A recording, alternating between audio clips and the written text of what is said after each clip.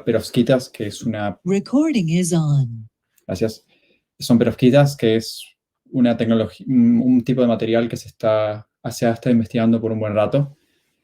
Y es algo que yo siempre he escuchado, pero nunca tuve tiempo para entenderlo hasta muy recientemente. Entonces, por eso se hizo el problema. Ojalá aprendieron un poco cuando lo hicieron y, con suerte, entender un poquito más después de esto. Igual no va a ser muy en detalle acerca de las perovskitas, va a ser más teórico, más abstracto en general, tratar con lo que se llama celdas unitarias, que es lo que vamos a hacer ahora. Si lo encuentran muy aburrido, me avisan y podemos pasar a cosas más importantes.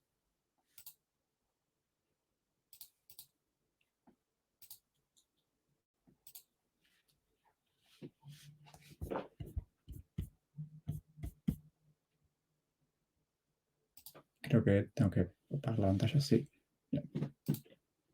Si la pueden ver, genial. Entonces empezamos.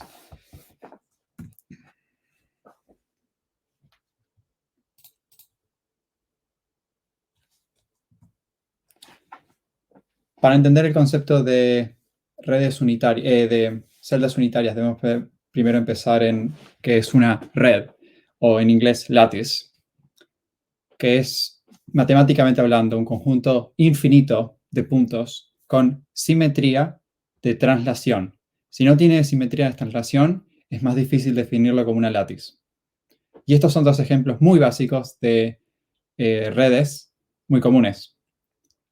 Pueden pensar en conjuntos aún más simples, como, yo qué sé, en vez de que estén todos alineados en líneas oblicuas, simplemente alineados en líneas horizontales y verticales, como un estilo de una malla cuadrada.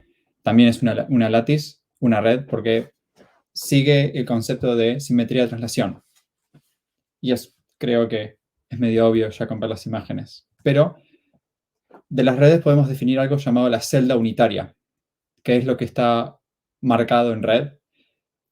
Podemos definir cualquier área como una celda unitaria si, usando esa área y básicamente repitiéndola varias veces, conseguimos la lattice final. Volvemos atrás. Acá marqué un paralelogramo como una celda unitaria y lo que forma parte de esa celda unitaria son todos los circulitos que están dentro de ese paralelogramo. ¿Ok? Eso significa que los que están en el vértice, no todo el círculo forma parte de esa celda unitaria, solo la parte que está dentro del paralelogramo. Y lo mismo con la imagen de la derecha. Solo parte de los circulitos azules forman parte de la celda, pero el rojo, que está 100% adentro, es parte de la celda unitaria 100%.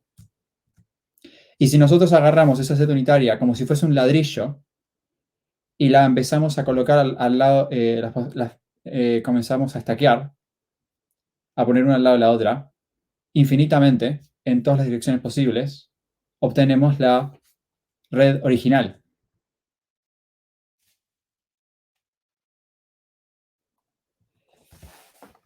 Y esto, una parte, podemos definir una celda unitaria de varias formas. No es que una celda unitaria es correcta y las otras son incorrectas. Simplemente que es más convencional dibujarlas como las que están en rojo, que es con objetos en sus vértices. Porque simplemente se vuelve un ejercicio de unir puntos más que otra cosa. Pero podríamos perfectamente definir una celda unitaria como la que está en verde o en azul, en la figura de la izquierda, y son perfectamente válidas, pero es un poquito más difícil dibujarla por el tema de que, bueno, ¿cómo sabes dónde es exactamente la mitad? No necesariamente tiene que ser la mitad, pero es más difícil en ese caso definirla. Por eso es más fácil trabajar con la que está en rojo y es como que lo más estándar y es lo que deberían estar preparados. Lo mismo con la que está a la derecha, pero un poquito más complicada. Y en este caso, la verde es como el azul en el sentido de que los puntitos rojos son los vértices y el puntito azul está adentro. De nuevo, es otra estándar, otro tipo de red convencional. Para ir a un punto más entretenido, miremos este mosaico, que lo saqué, como verán, de Vector Stock. El mosaico, de nuevo, tiene una simetría de traslación, es un patrón infinito, y lo que podemos hacer es definir mediante el cuadrado rojo, que veo es muy faint, muy fino, pero se puede ver. Esto lo podemos definir nosotros como una celda unitaria, que es lo que ven acá en la figura de la derecha arriba. Esto es lo que nosotros definimos como la celda unitaria. Es esa parte de la red que está dentro del cuadrado. Y podemos definir otra celda unitaria que es aún menos visible, que es la verde, que es la que está abajo. ¿Okay? Las dos son celdas unitarias perfectamente válidas, ninguna es mejor que la otra, mientras que nosotros podamos estaquearlas. ¿Okay? Y si las estaqueamos, tenemos que conseguir el diseño original. Y si ven, si elegimos la primera y ponemos una en cualquier lado y empezamos a estaquear, y seguimos estaqueando, y seguimos, vamos a obtener eventualmente el patrón original. Y lo podemos seguir infinitamente.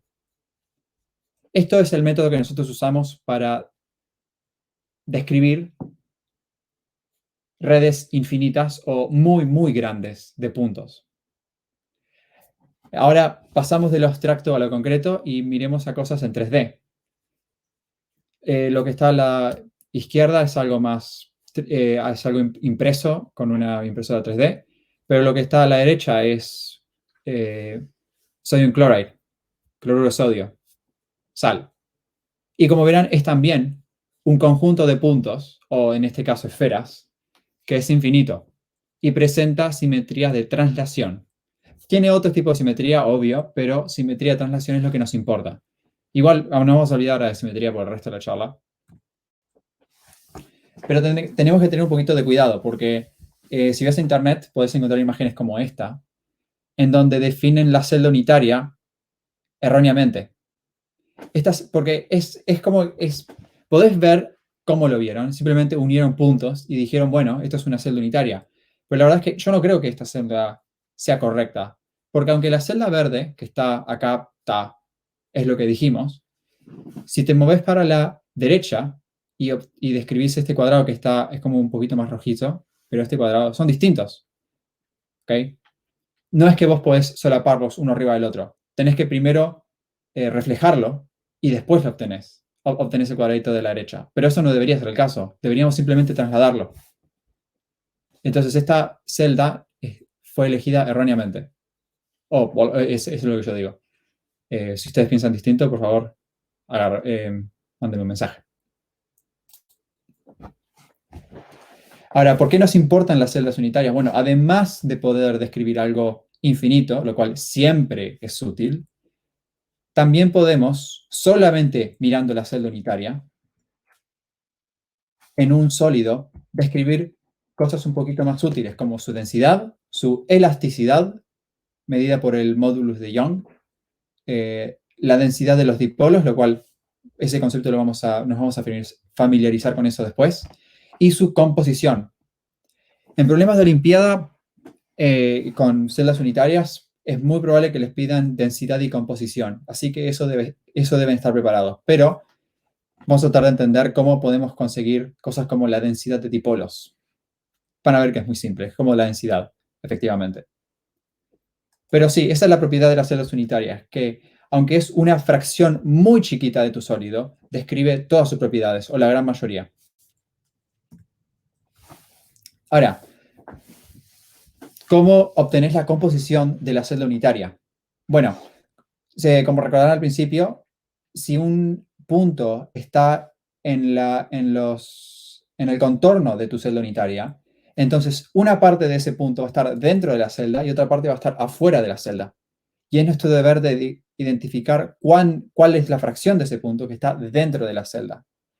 Y siguen reglas muy simples. Si el punto está en un vértice, solo consideras un octavo de ese punto. Si está en una arista, un cuarto. Si está en la cara, un medio. Y si está completamente dentro, lo consideras enteramente.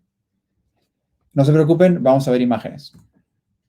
Primero consideremos un sistema cúbico centrado. No se preocupen del nombre, simplemente vamos a tratar de contar cuántos puntos hay dentro de la celda.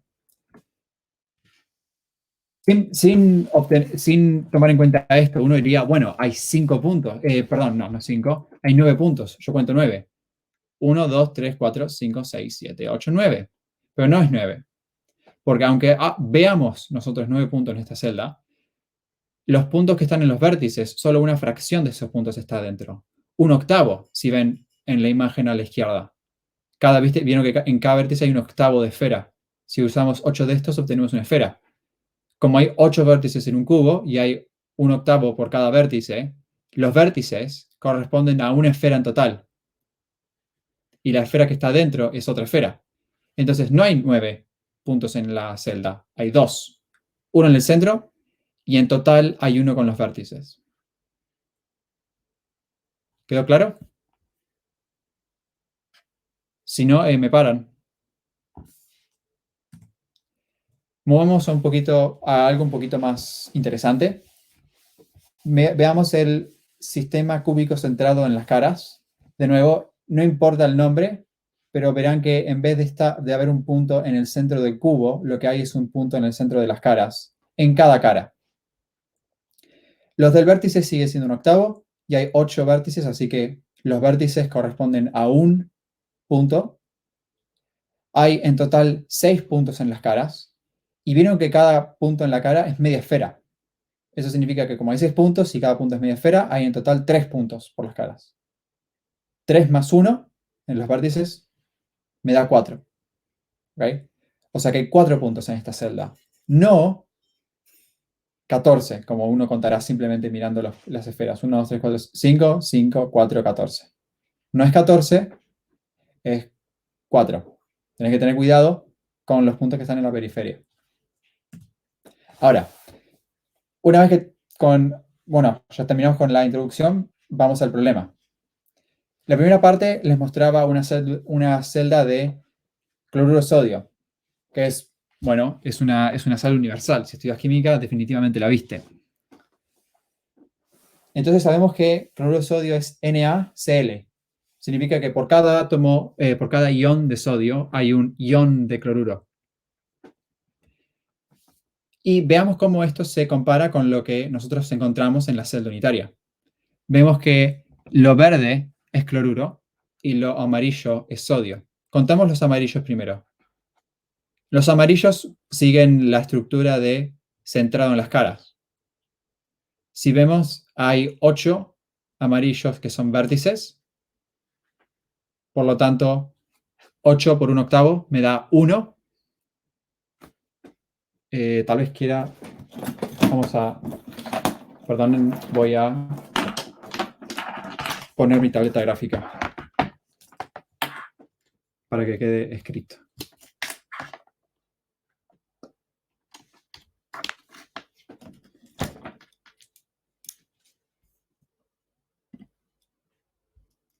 Por las dudas. No me deja dibujar. Genial. Bueno, no importa. Hay 8 puntos en las caras. Cada punto es un octavo, o sea que 1 por los vértices. Y hay 6 puntos que están en las caras. Cada punto en la cara es un medio, por lo tanto 6 por un medio, 3. Por lo tanto hay 4 átomos de sodio.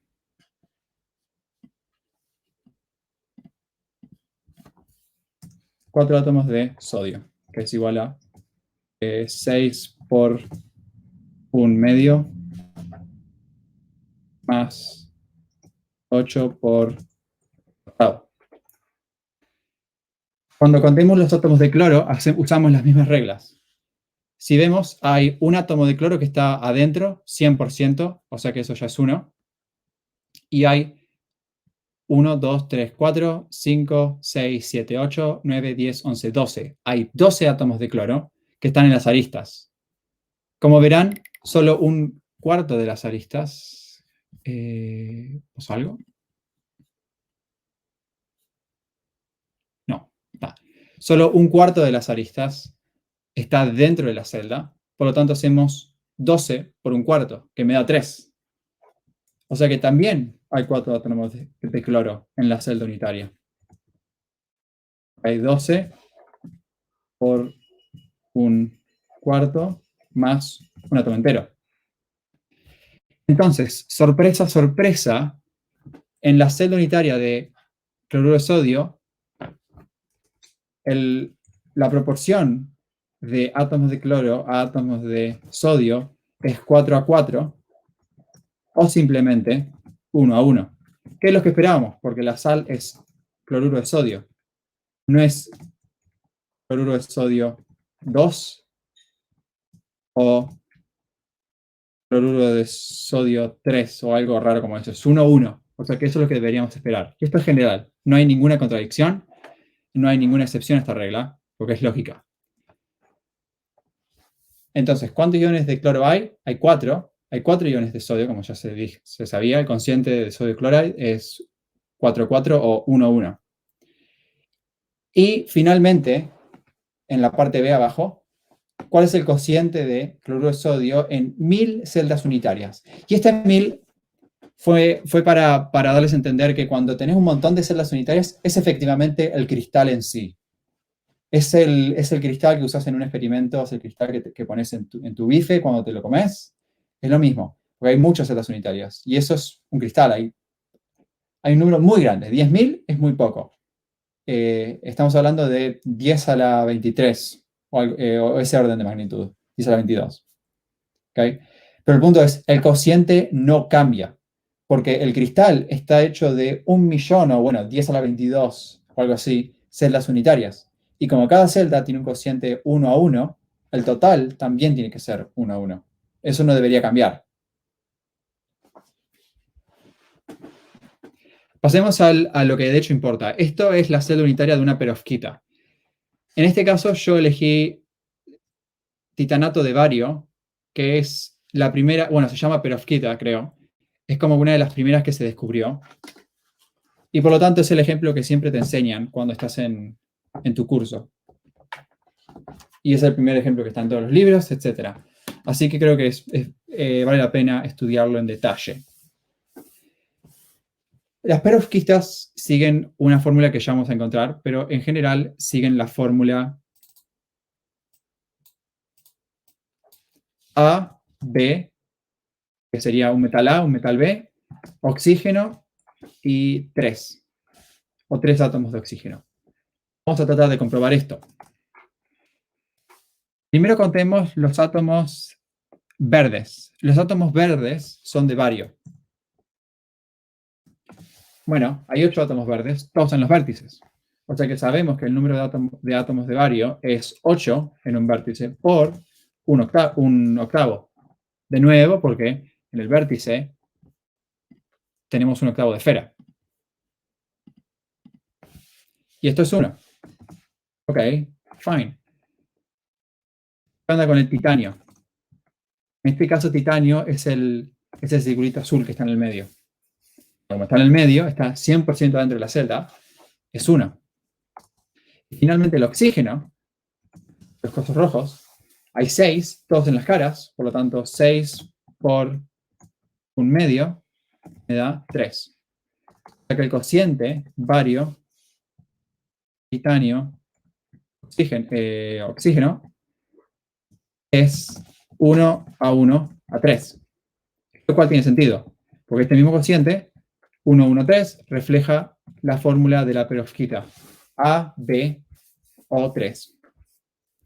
Y de nuevo, en 1000 celdas unitarias, en 1.000.000 de celdas unitarias, en un quintillón de celdas unitarias o en 10 a la 22 celdas unitarias, el cociente es el mismo. No va a cambiar porque la celda unitaria describe el cristal.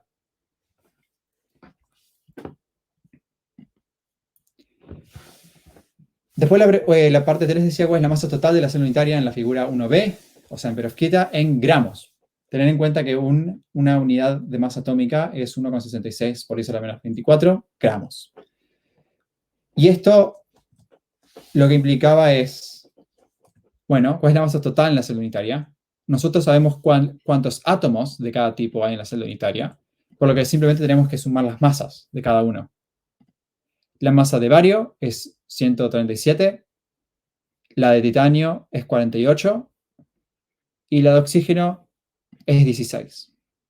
En este caso la unidad es gramos por mol Pero esto también implica que la masa de un átomo de bario es 47,9 unidades de masa atómica. Lo mismo acá, 137,3 unidades de masa atómica. Y lo mismo acá, 16,0 unidades de masa atómica.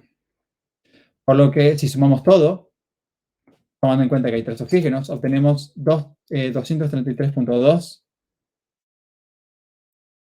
unidades de masa atómica, o gramos por mol, lo cual implica que, tomando en cuenta que una masa atómica es lo que se dijo, multiplicamos esos números y obtenemos 3,37 por 10 a la menos 22 gramos. Chiquititito, pero también, tomando en cuenta que la celda unitaria es chiquititita, tiene sentido. ¿Cómo sabemos si esto está bien? Bueno, el cálculo no tenés que hacer muchos cálculos, o sea que siempre es fácil encontrar algún error. Y otra cosa que te da una buena señal si la cagaste en algo es calculando la densidad, que es lo que vamos a hacer ahora. Para densidad necesitamos masa y volumen. Sabemos cuál es la masa de la celda unitaria, por lo tanto, lógicamente, tenemos que encontrar el volumen. Y esta es la parte donde las celdas unitarias se vuelven un poquito más útiles. Porque tu pregunta ahora sería, bueno, ¿cómo sabemos en la vida real el volumen? ¿Cómo sabemos la longitud de cada lado en la celda unitaria?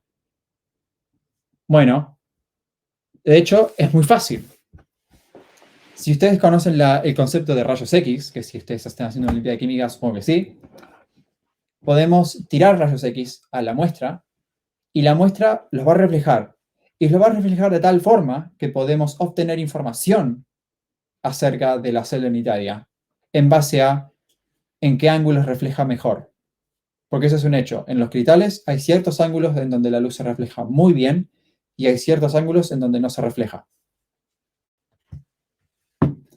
Hay todo un background, una teoría describiendo eso, pero es medio complicado. Así que simplemente vamos a tomar en cuenta que si haces un experimento con rayos X, puedes obtener estos números bien fácil. Y en este caso, para la perovskita titanato de bario, los números son medio buenos. Son 4 Armstrongs, 4 Armstrongs y 4,018 Armstrongs. Como verán, es casi un cubo, pero no es un cubo. Y eso es muy importante. No es un cubo, es un prisma. Tomen eso en cuenta. Ahora, ¿cómo hacemos para calcular el volumen? Bueno, si es un cubo, es un prisma, lo cual se había dicho en el enunciado. Simplemente los multiplicamos esos números. 4 por 4 por 4,018 te da casi 64. Y como un Armstrong es 10 a la menos 10 metros, simplemente, bueno, esto te da 64,3 por 10 a la menos 30, lo cual es 6,43 por 10 a la menos 29. Ahora, una pregunta muy válida es cómo sabes que un Armstrong es 10 a la menos 10 metros. Y lo vas a tener que saber. En la fórmula sheet, donde obtenés todos los valores para convertir, tiene que estar, pero 10 a la menos 10 es algo muy fácil de memorizarse y aparece muy frecuentemente en problemas de celdas unitarias, así que vale la pena saberlo. Tenemos esto en metros cúbicos y sabemos que un metro cúbico es 100 centímetros, por lo que un metro cúbico es 1.000.000 de centímetros cúbicos. Así que básicamente le sumamos 6 al menos 29, lo que te da menos 23. Ahí tenés volumen. 6,43 por 10 a la menos 23 es el volumen. La masa es 3,87 por 10 a la menos 22, por lo que dividiendo te da 6,43, te da 8,02 gramos por centímetro cube, lo cual es un valor muy decente. Las densidades por lo general están en un rango entre 1 y 10. Si te pasas mucho o o es muy chico, pensá si cometiste un error, puede ser que no, y simplemente el compuesto que estás haciendo es muy interesante, pero ahí es donde debería caer, entre 1 y 10 gramos por centímetro cúbico.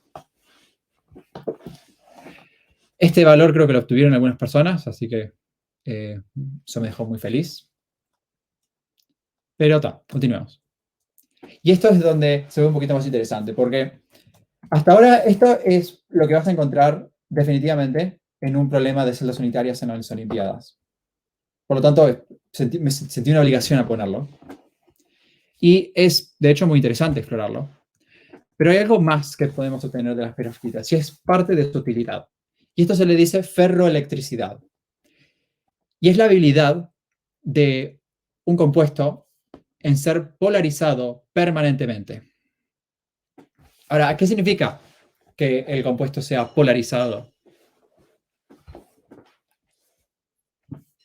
Tal vez suene muy fancy y tal vez suene que solo puedes polarizar cierta forma, pero no. De hecho, casi todos los materiales que ustedes conocen pueden ser polarizados. La carga puede ser separada. Ese es el punto de polarizar, separar las cargas.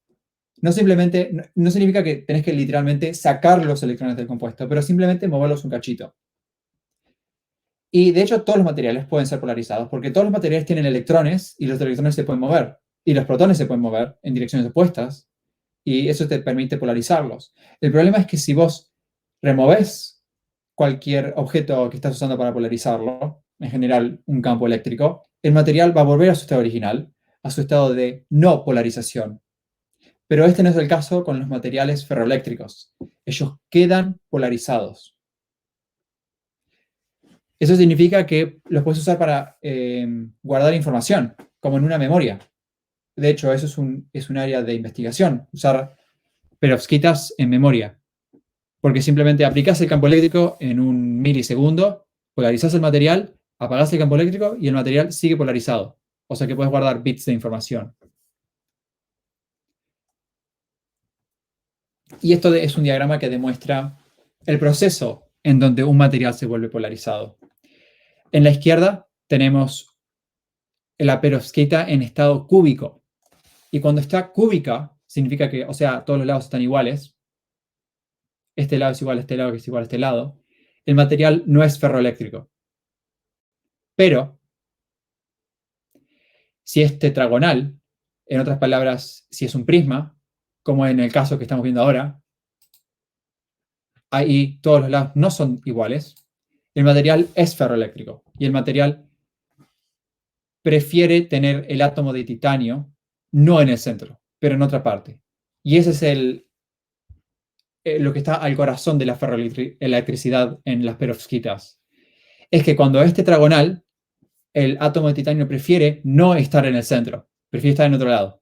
Y cuando prefiere estar en otro lado, generas un dipolo, lo vamos a ver ahora más adelante, y eso deja la ferroelectricidad. Pero esto solo ocurre a bajas temperaturas. Si lo estás haciendo a muy altas temperaturas, el material es muy probable que sea cúbico y por lo tanto no ferroeléctrico. Y esa es otra área de problema. Las perovskitas por lo general son ferroeléctricas a un área de 20 Kelvin o 150 Kelvin, lo cual es muy chico para usar en una computadora, donde debería ser ferroeléctrica a temperatura ambiente. Obviamente ahora sí hay materiales que cumplen eso, lo cual es bueno. Pero hay que tenerlo en cuenta. Si ustedes siguen un poquito confundidos con el concepto de dipolo, lo vemos mucho en agua. En agua, dado que oxígeno es más electronegativo que hidrógeno, hay una separación de carga, el oxígeno tiene más electrones, el hidrógeno tiene menos electrones, y por lo tanto se genera una separación de carga, lo cual da un dipolo. Un dipolo siendo la separación entre carga positiva y negativa. Y a la derecha es una imagen de un dipolo en general en física. Y de nuevo, esto demuestra el dipolo en símbolos que se está formando. El titanio, en este caso el puntito negro, está cargado positivo, o sea que esa será la parte positiva del dipolo. Y el centro de la esfera, donde, el resto de los átomos negativos, los oxígenos, se centran, es el centro de carga negativa. Y es esta separación que le da el dipolo a la perovskita. Y cuando estás considerando celdas unitarias, es muy fácil de ver. Otro uso de las celdas unitarias. Te permite ver cosas muy claramente. Creo que ya terminamos con el tema de introducción. Sigamos con los problemas. Se les dio a ustedes una imagen similar a esta y se les preguntó cuál es la región en la celda unitaria que tiene mayor carga positiva y la superior o la inferior. Y es cómo resolver este problema venía acerca de entender la carga de cada constituyente. Los constituyentes rojos tienen carga negativa, los verdes tienen carga positiva y el azul tiene carga positiva. Y es el hecho de que el azul esté arriba que le da a la parte superior carga positiva y a la inferior carga negativa. Es otra forma de visualizar el dipolo. En la derecha tenemos el dipolo un poquito más con la otra cosa que tenían que hacer, que era marcar el dipolo con la flechita apuntando a la región de carga negativa. En otras palabras, apuntando desde el átomo de titanio, el azulcito, hacia el centro.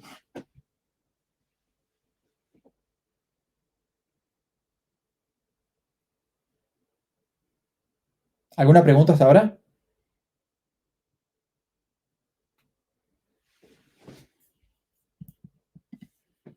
Seguí hablando y no me di cuenta de si recibí algún mensaje. ¿No? No hay cosa. No hay ningún Ok, mensaje. ok. Tal vez les doy un tiempito para que absorban y después seguimos. ¿O no? Bueno. Después la parte ahora es donde se vuelve un poquito más interesante. Esta es la parte donde quería ver a ver qué la gente contestaba. Se le dan ahora 6 celdas unitarias de esta forma. Obviamente en un cristal de perovskita la cantidad es infinita, pero ahora estamos hablando de cosas hipotéticas, así que no se preocupen mucho por eso. Marcar todos los dipolos y, bueno, en este caso con la imagen se dan cuenta que todos los dipolos son los mismos, todos los dipolos apuntan en la misma dirección, y en este caso, usando la convención que nosotros les dimos, se dibujan así, ¿ok? Es básicamente lo mismo que hicieron antes, pero ahora 6 veces más grande. Después venía la parte, esto es básicamente matemática, geometría básica. Es analizar y entender la distancia del titanio a los oxígenos.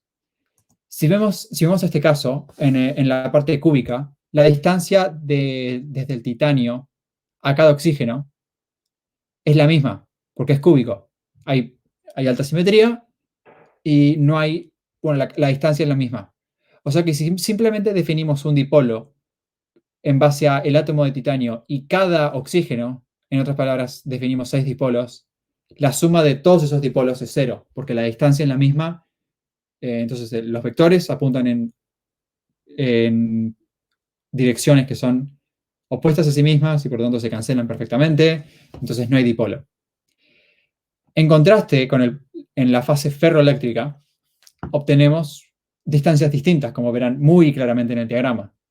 El átomo de titanio está más cerca al átomo de oxígeno de abajo, más lejos del otro átomo de oxígeno, y está más lejos que antes que los 4 átomos de oxígeno que están en las caras verticales.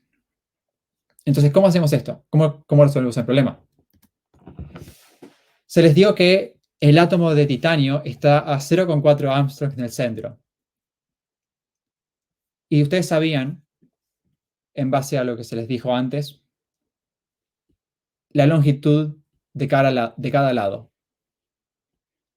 4 Armstrongs para las bases cuadradas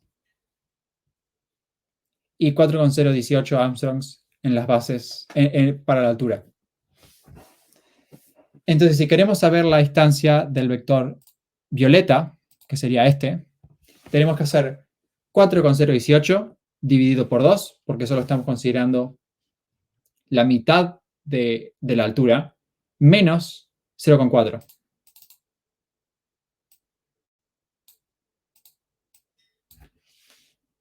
0,18 dividido 2 menos 0,4.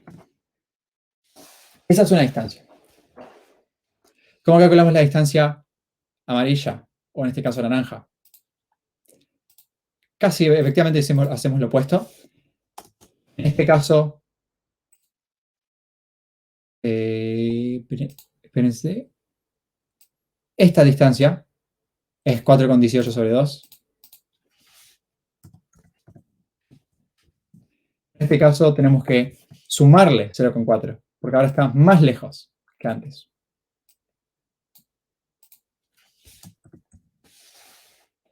Finalmente, para el vector azul, usamos Pitágoras. Porque si nosotros agarramos, y déjame insertar otro vector,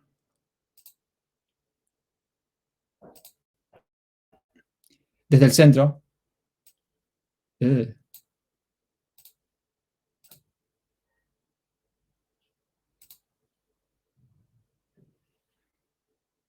acá está.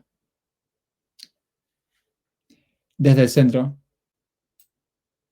y lo conectamos así, ven que es un triángulo rectángulo. Sabemos que la distancia de este vector es la mitad de 4, porque vas desde el centro hacia una cara. Y sabemos que el otro lado de ese triángulo rectángulo es 0,4. Por lo que la distancia se calcula la raíz cuadrada de 2 al cuadrado más 0,4 al cuadrado. ¿Qué debería estar en el medio de estos dos valores?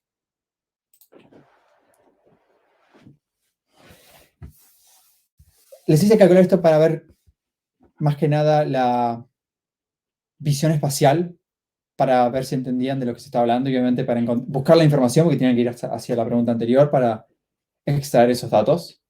Pero también, de nuevo, para demostrarles que en este caso hay una diferencia en las distancias de oxígeno. Y hay un oxígeno que se favorece sobre los otros y que si suman todos los vectores, de nuevo, lo que van a obtener es un vector apuntando hacia abajo, porque estaríamos sumando 4 de los vectores azules, pero para los otros oxígenos, el vector violeta y el vector amarillo. Y si se suman, obtenés un vector total neto, que sería, en teoría, una potencia, no una potencia, un múltiplo del dipolo obtenido, pero apuntaría en la misma dirección, sería paralelo. Así que, de nuevo, esta es simplemente otra forma de ver de dónde nace el dipolo, de la diferencia en las orientaciones entre la distancia del titanio y oxígeno. Ahora, ferroelectricidad, como dije, solo se aplica a fases que no son cúbicas, en casos en donde la celda unitaria no es un cubo. Hay obviamente materiales, muchos, como por ejemplo el hierro, el hierro, que puede ser cúbico, pero también puede no serlo. Y en este caso la perovskita es los dos, pero a distintas temperaturas. A alta temperatura es cúbico y a bajas temperaturas es tetragonal, bueno, un prisma, efectivamente.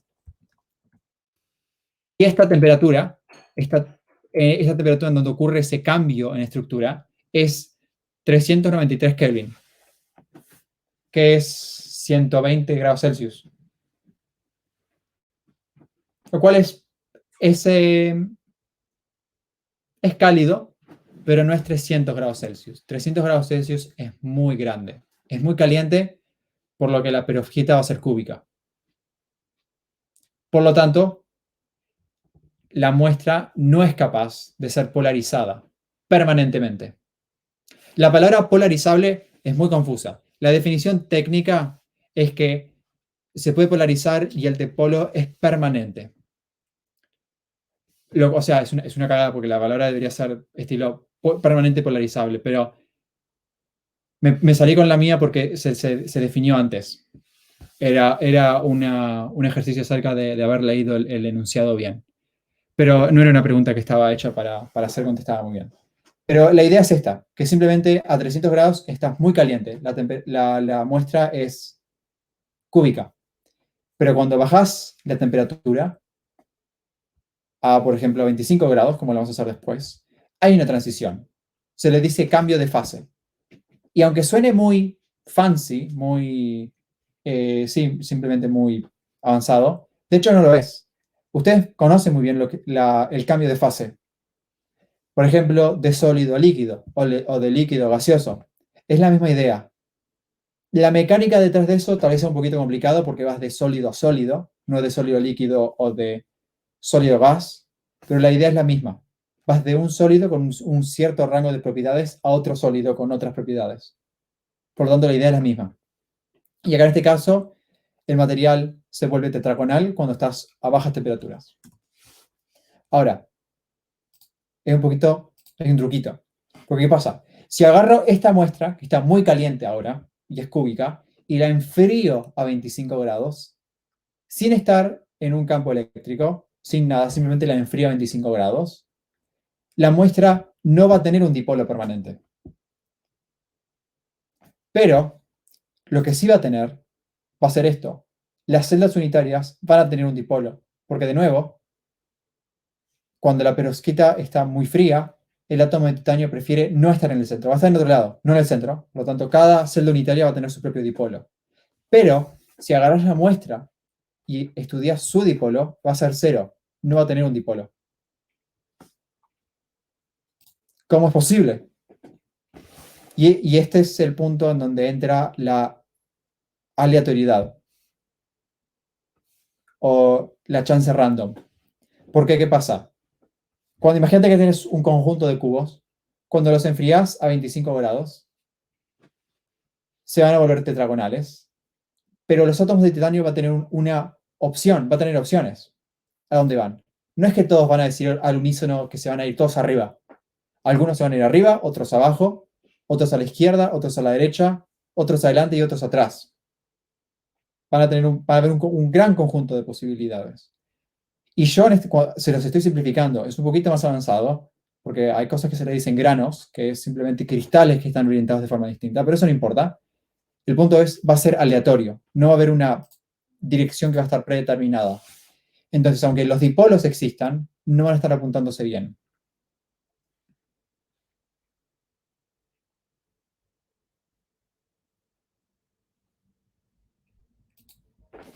Esta es una imagen que representa lo que estaba diciendo antes.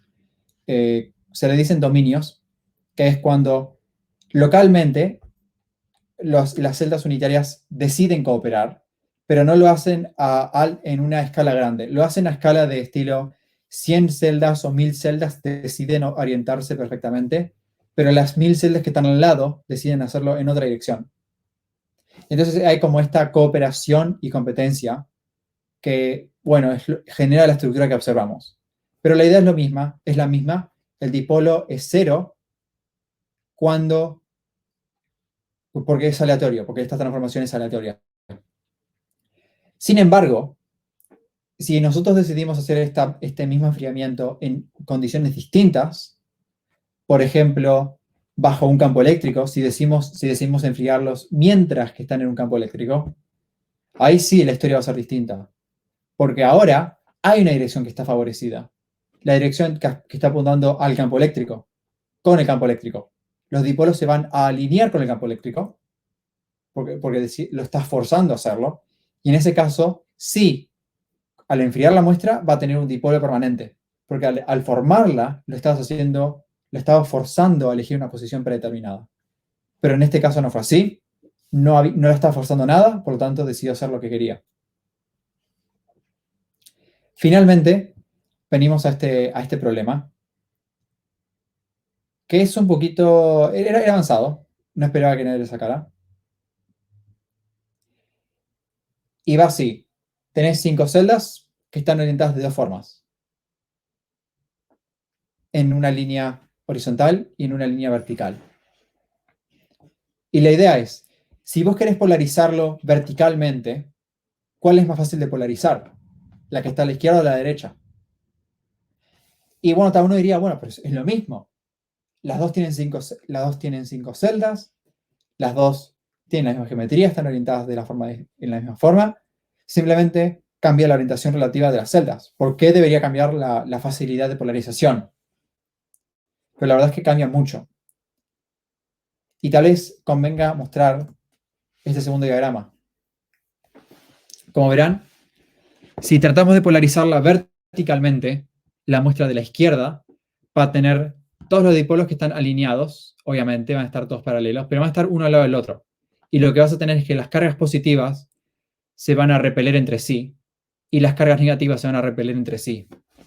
Esto significa que la estructura tiene muy alta energía. En lo contrario, en la figura de la derecha, no ocurre eso. La carga positiva va a estar entre dos cargas negativas, lo cual es buenísimo, porque digo, se atraen entre sí, mantienen la estructura intacta, y las cargas negativas van a estar entre dos cargas positivas. O sea que, de nuevo, van a mantener la estructura intacta. O sea que, usando el argumento de la repulsión, se puede decir que esta estructura, la de la derecha, va a ser más fácil de polarizar, porque los polos están cooperando entre sí. Acá no, acá están compitiendo. Y es en parte por la que obtenemos dominios, por esta misma competencia. Si obtenés dipolos que se alinean completamente, vas a tener un montón de repulsión. Por lo que es mejor tener dipolos que están compitiendo entre sí. Obviamente, esto era un caso de una dimensión, o dos. Esto es más avanzado, esto es en tres. Es más difícil de escribirlo, hay muchas más opciones. Y esto es lo que el universo decide es lo más óptimo.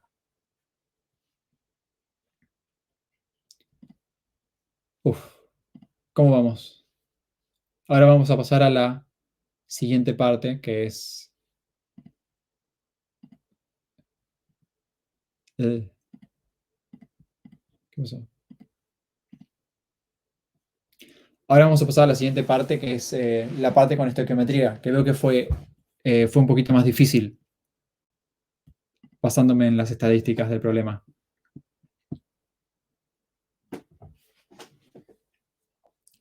Bueno, pero primero terminamos este concepto de celdas unitarias. Tal vez quieran pensar en preguntas antes, por ahora, y después preguntarlas después. Entiendo que no soy el mejor explicador, así que si me comí algo o si hay algo que no entendieron, estoy muy feliz de ir de vuelta.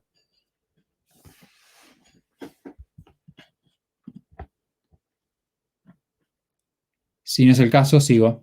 Bien. Gracias. Este primer párrafo estaba medio al pedo, pero no era más que nada para que obtuvieran un par de conceptos clave. El primero es que empezamos de los compuestos de los metales que queremos meter. Si la perovskita va a ser de bario y titanio, tenemos que empezar con compuestos de bario y titanio. Obviamente, no vamos a crear el titanio de nada. La tenemos que calentar a una temperatura muy alta. Y lo que tenemos que hacerlo, en proporciones estoquiométricas a la fórmula. En otras palabras, no estamos creando nada más con el metal, simplemente la perovskita y cualquier otro desecho que no queramos meter. Entonces, pregunta 13, te decía, escribir la ecuación balanzada para la síntesis de ceriato, creo, de bario, usando óxido de cerio 4 y carbonato de bario. Entonces, si mezclamos carbonato de bario y cerio, obtenemos la perovskita, ceriato de bario. Se les dio la fórmula acá, o sea que ahí fue fuimos muy buenos y no los dejamos en bola. Pero vemos que si empezamos con el carbonato de bario, tenemos un extra átomo de carbono que no debería estar en la perovskita. Es más, tenemos mucho oxígeno. ¿Cómo nos deshacemos del carbono y el oxígeno? Bueno, lo general es que simplemente se van a combinar y vas a obtener dióxido de carbono. Otra forma de verlo es que a altas temperaturas los carbonatos tienen una gran tendencia a disociarse, a romperse. Y esto es muy obvio, esto es muy cierto para el carbonato de bario. Tiene una alta tendencia a descomponerse en óxido de bario y dióxido de carbono. Así que de hecho no es muy extraño que esto pase. Pero la parte que era más intuitiva era en ver que como hay carbonato de bario, ese carbonato se iba a descomponer en dióxido de carbono. Y es algo que se ve mucho. Si empezás con un carbonato y lo calentás, no tengas duda, algún óxido de carbono vas a estar generando, siempre. A menos que lo hagas en condiciones muy extrañas, donde tal vez altas presiones, donde evites la formación de gas, pero ahora estoy especulando.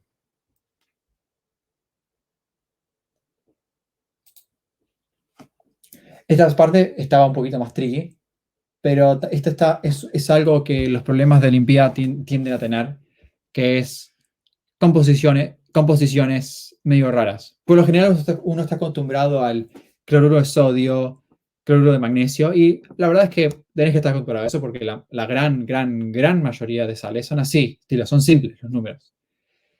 Pero cuando estás trabajando con compuestos más experimentales, te vas a encontrar con un menjunje de combinaciones, ¿ok?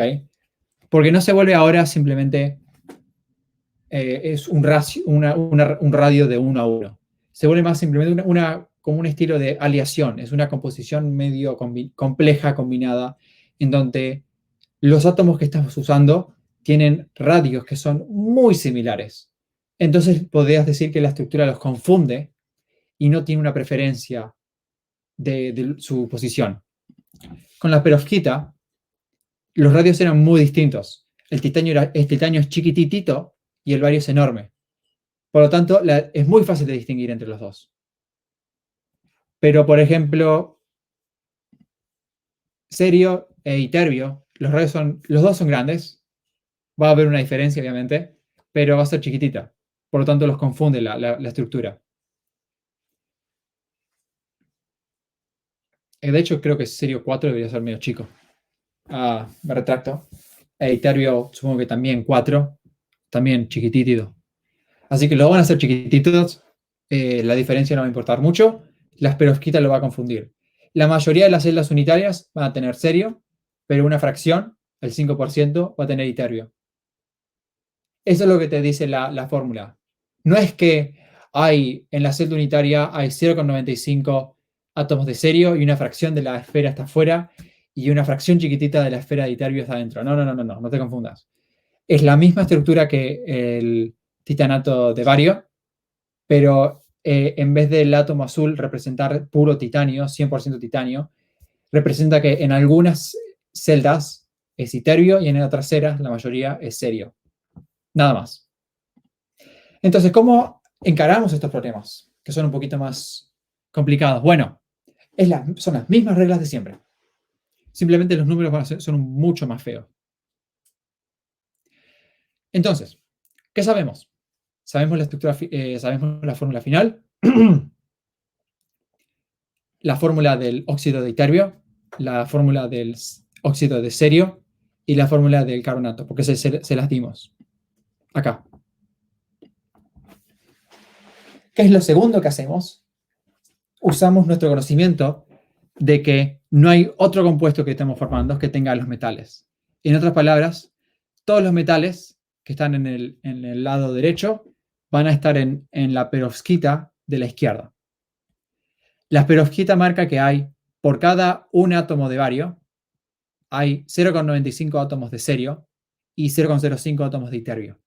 En otras palabras, por cada mol de carbonato de bario que usás, hay 0,95 moles de cerio y 0,025 moles de dióxido de iterbio, porque cada fórmula contiene 2 de iterbio. 2 por 0,25 te da 0,05. ¿Ok? Ahora, si sumamos todos los oxígenos, obtenemos un poquito más que este 2,975. ¿Ok? Y ese extra oxígeno, o esos extra oxígenos, se van a ir al carbón, al dióxido de carbono. Recuerden que acá también hay un carbono acá. Y se tiene que salir de alguna forma. Podría ser otro óxido de carbono, perfectamente, no tiene por qué serlo. Pero en este caso, si haces las cuentas, vas a determinar que es el dióxido de carbono. ¿Qué cuentas tenés que hacer?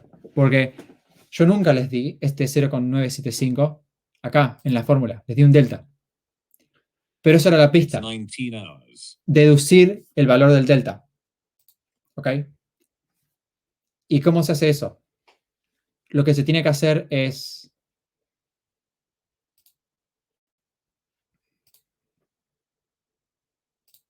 conservar la carga. ¿Ok? Vamos a hacer esto rapidito.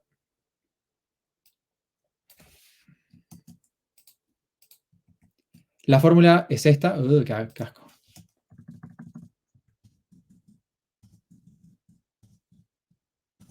La fórmula es esta. Y nosotros sabemos que tenemos que conservar la carga. En otras palabras, que la carga total del compuesto es 0. Este es un truco que siempre les va a servir. y le vas a vivir mucho más de lo que ustedes piensan si siguen haciendo estas Olimpiadas.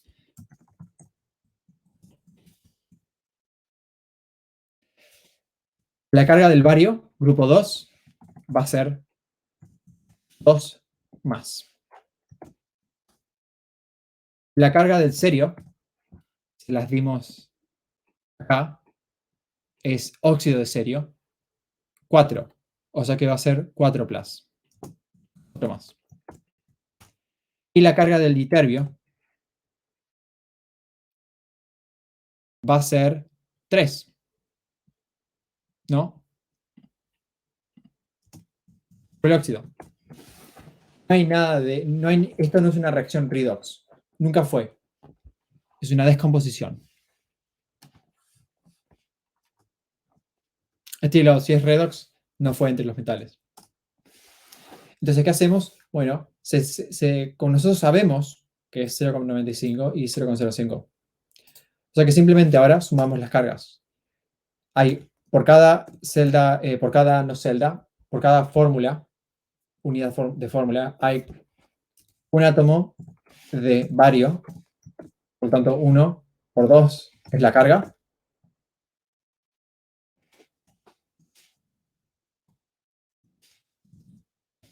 Hay 0,95 átomos de serio. Estas 4 más. Y hay 0,05 átomos de iterbio. O en este caso iones, perdonen. Es 3 más. Y todo esto es carga positiva. La carga negativa se va a, obviamente, venir del oxígeno. En este caso vamos a usar 3 menos delta.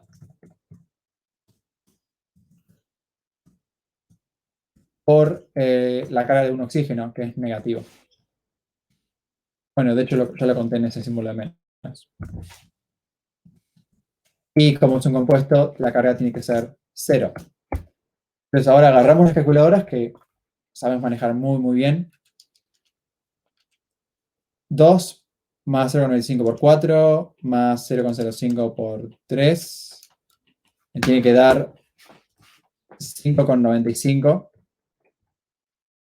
menos 2 por 3 menos delta. Y tiene que ser igual a 0. ¿Okay? Pues de nuevo, conservación de carga. O mejor dicho, un compuesto no puede estar cargado. Y esto significa que 3 menos delta, que es la cantidad de oxígenos, va a ser 5,95 sobre 2, que me da el mágico 2,975. Que es ese mismo 2,975 que aparece acá. De ahí se podía haber sacado.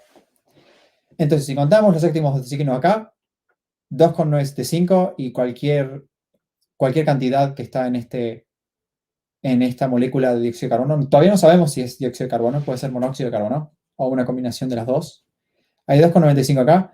Y si sumamos los oxígenos acá, 3, 0,95 por 2 a 0,025 por 3, obtenemos que hay un exceso de 2 átomos de oxígeno. Ahora sí, 2 átomos de oxígeno extra y un carbono extra tiene que ser dióxido de carbono.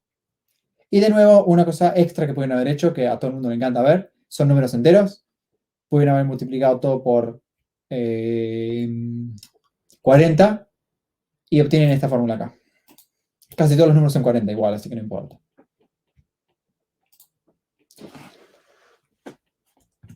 Ahora, moviéndose un poquito, obtenemos una pregunta más familiar, tal vez, que es calcular la masa requerida para obtener un determinado rendimiento o una determinada masa de producto. Y esto espero, lo habrán hecho muchas veces, tal vez en casos más fáciles, pero sigue así. Primero observamos la fórmula final, que es esta. ¿Okay? Siempre es útil tener la fórmula. Es como la Biblia. Cualquier cálculo que hagan para una reacción, tienen que siempre mirar la fórmula porque les va a decir un montón. Sabemos que la masa de producto obtenida es 31 miligramos, o sea que obtuvimos en esta, vamos a usar esta porque me gusta más esta, obtuvimos 31 miligramos de esto, experimentalmente. Pero como fue experimental, el rendimiento fue 78%. Eso significa que, en teoría, en un mundo perfecto, donde todo lo que hacemos funciona, tuvimos que haber obtenido 39,7 miligramos, ¿ok? De este compuesto. Pero esto es importante, porque si nosotros sabemos que tuvimos que haber obtenido 39,7 miligramos, podemos calcular las cantidades de los átomos que tenemos que tener, ¿ok? Y hacemos eso usando las moles, porque las moles se pueden calcular con la ecuación. Sabemos que la masa de producto que se tuvo que haber obtenido, la teorética, como se le dice, es 39,7 miligramos. Por lo tanto, las moles de producto que se tuvieron que haber obtenido es la masa teórica que ya calculamos, dividido la masa de fórmula de nuestra perovskita. Esto fue una parte donde tal vez la calculadora les hacía el trabajo. Hacían masa de bario más la masa de serio por 0,95, más la masa de iterio por 0,05, más la masa de oxígeno por 3 menos delta, o la masa de oxígeno por 2,975. ¿Ok? De esa forma obtenemos la cantidad de unidades de esto que en teoría tuvimos que haber obtenido. Por lo tanto, usando la fórmula, y sabemos las moles de esto, podemos obtener las moles de iterbio, las moles de cerio y las moles de carbonato de bario. Sabemos que las moles, usando esta fórmula de acá, tienen que haber sido esto, 0,12165. El radio, o mejor dicho, por cada mol de bario, de carbonato de bario, obtenemos una mol de perovskita, 1 a 1, significa que las moles de carbonato de bario tienen que haber sido las mismas, 0,12165, las mismas. Por 0,95 moles de cerio, obtenemos una mol de bario. En otras palabras, hay ligeramente menos moles de cerio, óxido de cerio, que se usaron. En este caso, si haces 0,12165 dividido por 0,95, obtenés esto, 0,11557, las moles de cerio que tuvimos que haber usado en un mundo teórico, en un mundo ideal. Y finalmente hacemos el mismo razonamiento, pero esta vez con iterio.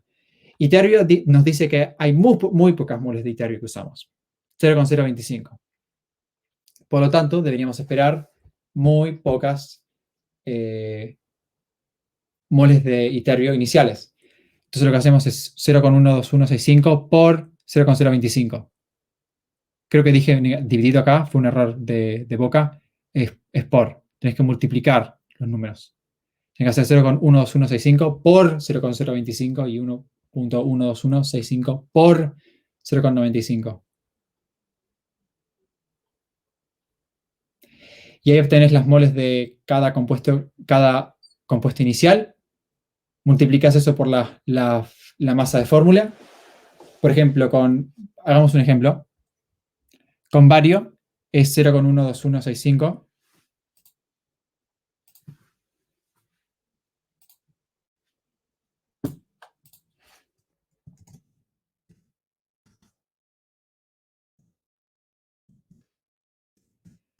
La masa de bario, carbonato de bario,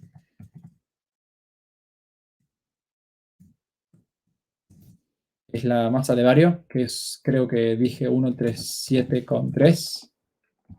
La masa de carbono es 12 y la masa de oxígeno es 3 por 16. Si sumamos todo eso con nuestra calculadora mágica,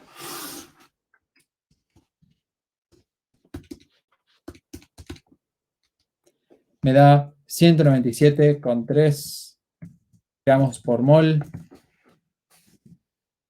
Si sabemos que la mol es esta, 0,12165, tenemos que la masa es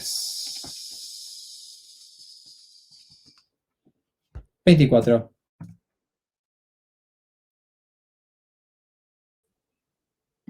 Creo que de hecho estamos hablando de milimols. Sí, esto debe haber sido milimols, creo que fue mi dedazo. Milimols, porque es muy chiquito lo que estamos, muy chiquito la cantidad que estamos trabajando. Milimols, por lo cuanto es 24 miligramos. Hacemos exactamente el mismo método, pero en esta vez con, por ejemplo, cerio. Para cerio, lo que tenemos que hacer es 0,12165 por 0,95. Por el hecho de que 0,95 moles de cerio reaccionan para formar 1 mol de producto final. Y esto nos da ligeramente menos. Nos va a dar 0,1156 moles. Sabemos que la masa de dióxido de cerio va a ser... Ahí tiene una tabla periódica. Lo voy a googlear. Creo que es 142, algo así. ¿142? Me parece que sí. Gracias. 140. 140. Genio. Más 16 por 2. Esto me da 172 gramos por mol. Y finalmente, si multiplicamos estos dos números, 0,1156 moles por masa molar, obtenemos el producto final, que es 19 por 88 miligramos, o 20. 19,9. Este tipo de ejercicios es muy estándar, obviamente a un nivel ligeramente menos confuso con el tema de los coeficientes no enteros, pero es la misma idea. Y el truco viene en obtener la fórmula correctamente. Es, por ejemplo, por eso es muy importante, es tu Biblia. Y como toda buena Biblia, tenés que tener una que sea buena. Si no, es muy, muy difícil usarla. Perdonen, esto fue por el formateo. Eso mal. Ahora, un método alternativo que encontré en otro papel de investigación fue crear un sólido, un oxalato, y después descomponerlo termalmente. Es la misma idea que antes, pero en vez de combinar dos sólidos y calentarlos hasta que se combinen, como si fuese una torta, es más crear una masa y después ahí de tratarla un montón y amasarla y limpiarla y hacerle todo el lujo. Después ahí la calentás. Estás haciendo una pizza. Es la misma idea, son dos cosas distintas. La forma en que lo haces es medio complicada en el sentido de que no la puedes adivinar a la fórmula del oxalato, a menos que tengas una muy buena memoria o un muy buen conocimiento de química de oxalatos. Pues eso se las dimos. Es como está ahí. Entonces, hay que hacer dos cosas, la ecuación de la descomposición y la ecuación de formación. Empecemos con la descomposición porque creo que es un poquito más fácil. ¿Ok? Vas de... Lo que querés hacer es ir de tu oxalato a tu perovskita inicial. Obviamente esto no está balanceado, pero es la idea. Querés de ir de tu oxalato a tu perovskita inicial. Entonces, ¿qué mierda haces? Y es como tenés que adivinar. ¿Ok? ¿Sabes que las dos tienen lantano y las dos tienen níquel? O sea que el lantano y el níquel se conservaron. Lo que aparece no estar conservándose es el oxígeno y el carbono. Hay 4 carbonos acá, pero no hay carbonos acá. En algún lado se fue. ¿Ok? Incógnita. Pero sabemos que hay 4 carbonos. Si contás el oxígeno, hay 3 en la derecha y hay 4 por 2 más 1, hay 9 en la izquierda. O sea que perdimos 6. O sea que perdimos 4 carbonos y 6 oxígenos. ¿Ok? Y sabemos que esto es una descomposición, o sea que estamos formando óxidos de carbono o gases. Entonces, 4 carbonos, 6 oxígenos, no es ni por 2, no es, el radio carbono-oxígeno es 1,5, implicando que es una mezcla 50-50 de monóxido de carbono y dióxido de carbono. Y está, bueno, 50-50, 4 carbonos es un 2,2. ¿Okay? Obviamente esto, digo, decirlo así con la voz es medio confuso y tal vez no lo pensaban así. Es más, creo que yo cuando estaba tratando de hacer este problema, como que hice una tabla para, viste, chequear en dónde pasaba lo que pasaba, y si no pasaba en algunos otros casos, pero esto es lo que pasa, ¿ok? 4 carbonos y 6 oxígenos forman 2 dióxido de carbono y 2 monóxido de carbono. Y esta es la fórmula. Ahora, la otra fórmula era un poquito más larga y es un poquito más involucrada, ¿ok?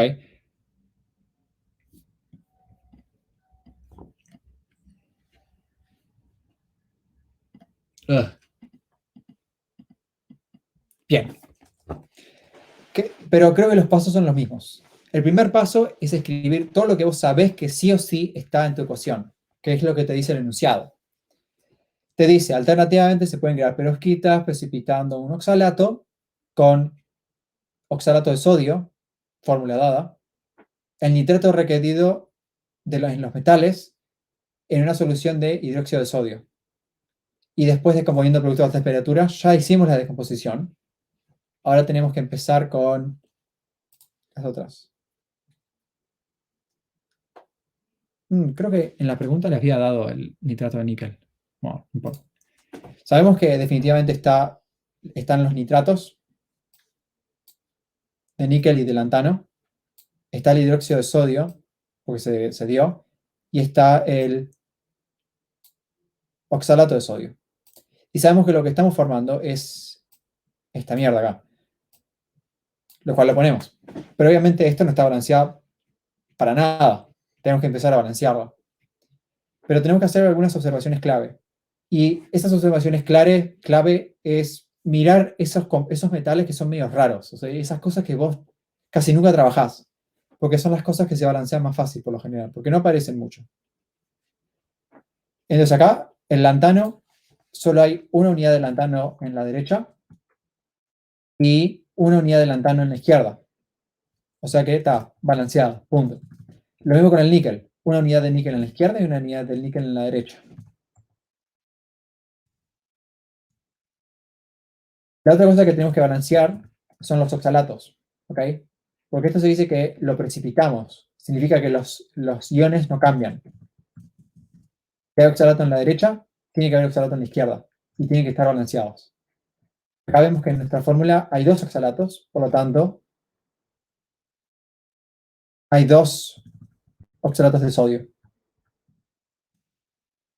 Pero eso implica que hay 4 sodios más otro sodio que está acá, hay 5 sodios en total. Y el hecho de que haya un radio de 1 a 1 a 1 implica que hay 6 nitratos, que tampoco estamos tomando en cuenta. Y obviamente sabemos nosotros, nitratos no se precipitan, sodio tampoco tiende a hacer muchas cosas que se precipitan, o sea que sería, bueno, un principio, una adivinanza sería nitrato de sodio. ¿Okay? Es una forma de adivinar. Estas cosas, obviamente, cuando la ecuación es muy larga, no es un tema de que, no escribiste la ecuación que nosotros queríamos. Cuando es muy larga, es posible que hayan soluciones alternativas. Y en especial cuando vos no sabés, porque digo, en estas cosas uno no sabe de memoria. Mientras que sea razonable lo que vos proponés, va a ser tomado en cuenta. ¿Okay? Porque de nuevo, nadie espera que vos te sepas todas las ecuaciones químicas de memoria. Uno espera que uses tu intuición. Sabemos que por intuición, si hay sodio y nitrato extra en el lado izquierdo, entonces la sal que está en el lado derecho debe ser acuosa, no se está precipitando ni nada, simplemente está ahí. Y tiene que ser, en este caso, bueno, sodio nitrato, 2 más 2, 4, esto es nitrato de sodio. Hay 6 nitratos, por lo tanto, 6 sodios. Pero 6 sodios acá, y habíamos contado 5 sodios antes. Significa que tenemos que poner 2 hidróxidos de sodio acá. O sea que ahora tenemos todo balanceado, excepto el hidróxido. ¿Okay? Hay mucho oxígeno. Si balanceas solamente el oxígeno, hay 2 hidróxidos acá, pero solo hay un oxígeno acá. Este oxígeno acá que está medio de polizón. Pero, imagínense, 2 hidróxidos y un oxígeno. Significa que cualquier cosa que está formando tiene 2 hidrógenos y un oxígeno. ¿Qué será? Agua. El agua es el truco final. Agua es como el comodín. Cuando tu ecuación no tiene sentido, pero solo tiene hidrógeno y oxígeno, es porque podés meter agua ahí y en teoría funciona. ¿Ok? En especial en este caso donde estamos trabajando con cosas que están disueltas en agua. ¿Ok? En otras palabras, esta ecuación era muy difícil, obviamente. Nadie está diciendo que es fácil, era muy difícil. Pero el truco es básicamente ir paso a paso. ¿Ok? Ser sistemático. No embolarte mucho ni armar ecuaciones. Yo conozco a alguien que le encanta hacer matrices con estas cosas. No embolarte tanto, es simplemente ir paso a paso e ir igualando las cosas que vos ves que son medio obvias. Estamos con el lantano y el nitrato y el níquel, seguimos con el oxalato, después con el nitrato, finalmente con el sodio, porque era lo que veíamos, y obtuvimos al final agua. ¿Okay? Fue todo de paso, hacer las cosas paso a paso. ¿Okay? Y finalmente, otra ecuación, otro problema en donde procesas números como una ameba. Calcular la masa requerida de oxalato de sodio y nitratos para formar 15 gramos de producto. La primera reacción tiene un rendimiento de 95% y la segunda un rendimiento de 60%. ¿Okay? Empezamos básicamente haciendo ingeniería inversa. Sabemos que la masa inicial de producto, la masa de producto que tenemos que obtener es 15, pero el rendimiento es 60.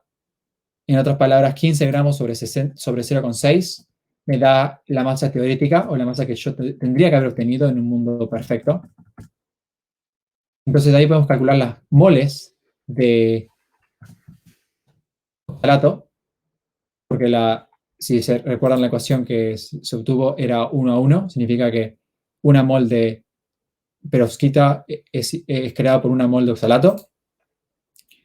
Tomando en cuenta las moles de perovskita, obtenemos las moles de oxalato. Nada nuevo. Hacemos exactamente lo mismo, pero en este caso el rendimiento era 95%, así que hacemos... perdón, no es 98, es 95. Rendimiento era 95%, dividimos, obtenemos esto. Las moles en teoría que tuvimos que haber obtenido en la primera reacción. Ahora miramos a la primera reacción, que de hecho es medio placentero en el sentido de que es todo 1 a 1, o hay 2, o en este caso 6, pero es medio extremo y no importa, el nitrato de sodio nunca importa, medio placentera. Si tenemos esta cantidad de moles de oxalato, podemos obtener la cantidad de moles de oxalato de sodio, nitrato de lantano y nitrato de níquel en base a esta ecuación. De nuevo, multiplicás las moles de acá por 1 en el caso de níquel, 1 en el caso de lantano y 2 en el caso de oxalato. Y después multiplicás por la masa molar. ¿Ok? Entonces acá se hizo lantano, el radio era 1 a 1, 1,0715 por la masa molar de níquel, de nuevo, por masa molar, y la masa de oxalato sobre las moles de oxalato, 2, porque el radio acá era 2 oxalatos de sodio forman un oxalato intermediario, digamos, ese menjunje con lantano, nitrato y oxígeno, níquel y oxígeno, y menos por la masa molar de oxalato. Y ahí se obtienen las cosas. De nuevo, este era otro problema en donde la gran dificultad se encontraba en confundirlos con el gran número de ecuaciones. Digo, si esta pregunta hubiese sido fácil, ¿cuál era el punto? Pero me alegro de ver ¿cómo se dice esto? Los attempts. Se esforzaron mucho cuando hicieron la pregunta. Eso fue muy claro de ver. No las pude marcar yo. Fue alguien más que las marcó. Estoy seguro que fue Nicolás.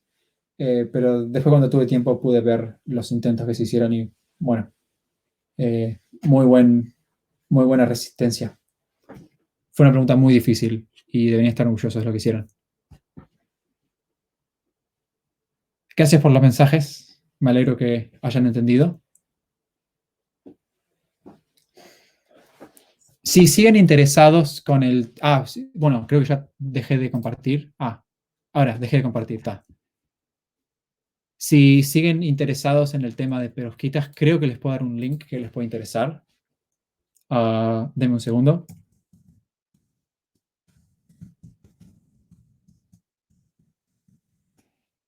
Sé que mi universidad usa links públicos con fin didáctico, pero no sé si ustedes lo pueden acceder.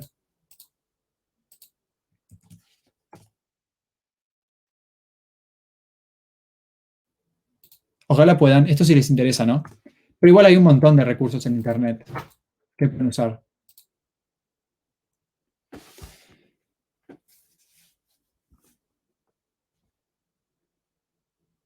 Ahí me parece que se ve bien, ¿eh?